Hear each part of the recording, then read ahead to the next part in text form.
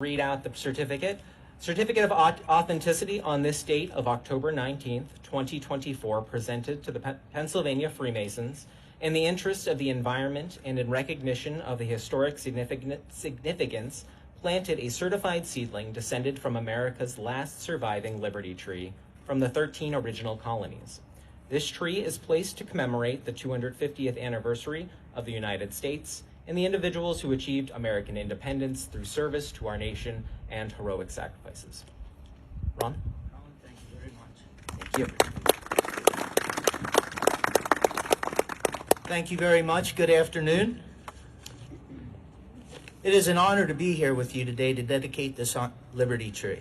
I cannot think of a more appropriate place to hold this amazing event than here at the Cornwall Iron Furnace, which manufactured and supplied much of the iron for the Continental Army's cannons and munitions during the Revolutionary War. The Grand Lodge of Pennsylvania is proud to partner with America 250 PA to plant these symbols of freedom in all 67 counties across the Commonwealth in preparation for the 250th anniversary of the founding of our nation. What a better way to honor the revolutionary principles upon which our nation was established than by planting these living, tangible connections to our country's roots. Under the limbs of this tree's ancestor, American patriots gathered to devise their response to British tyranny. From their discussions were sown the seeds of revolution, as Americans decided that they would no longer live under the yoke of oppression. Instead, they would establish a new nation, founded on then radical ideals that all people are entitled to freedom, justice, and the pursuit of happiness. These principles were radical for our government at that time, but there was one organization with the American colonies where these ideals were not only accepted, but propagated: Freemasonry. The oldest and largest fraternity in the world, founded on the values of liberty, equality, service, and love of country, was growing in nearly every community in colonial America. These early Masons became convinced that the actions of the British were not in keeping with their core beliefs. It is not a coincidence that there was a Masonic lodge within one block of all 13 of the original Liberty trees. Many of the prominent sons of liberty in each colony were also prominent Masons. It is no secret that Freemasonry's fundamental tenets became cornerstones of the new republic. Freemasons' ideals of faith, hope, charity, brotherly love, relief, and truth can be found embedded in each of the country's foundational documents. Freemasons themselves played a prominent role in securing American independence.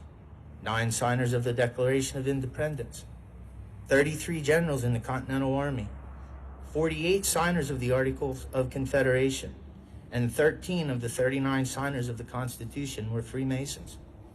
Benjamin Franklin, a central figure in France's aid to the American cause, served as Grand Master of Pennsylvania in both 1734 and 1749.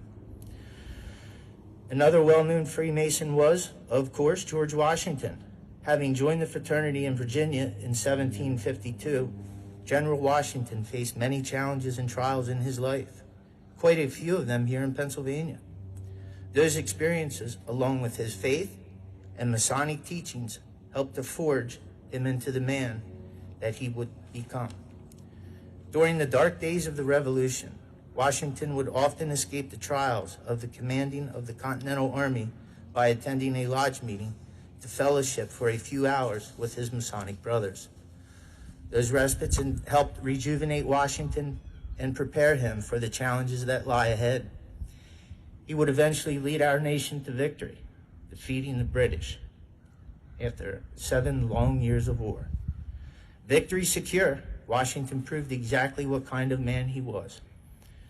With the tree's ancestors standing in silence, watch a few blocks away, Washington surrendered the absolute power he held by resigning his commission and returning power to Congress.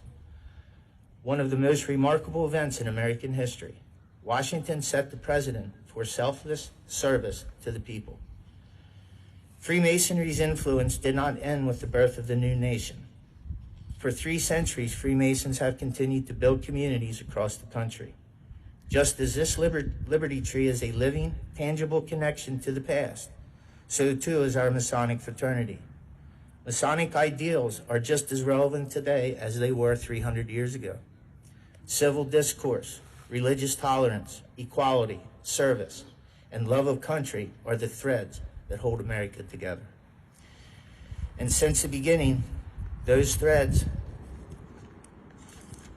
have been sown by American Freemasons. Those same foundational ideals continue to be needed in our nation today. Freemasonry's core values remain a blueprint to create better men, better communities, and a better nation. 250 years ago, Freemasonry ignited the passion within our founders of this great nation, just as it works to ignite the light within our members today.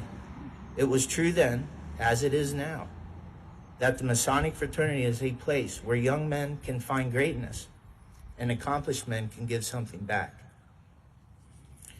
As the seeds of the revolution were sown under the shelter of this tree's forefather, so let the sapling inspire us to remember those foundational ideals and the sacrifices that were necessary to bring them to fruition.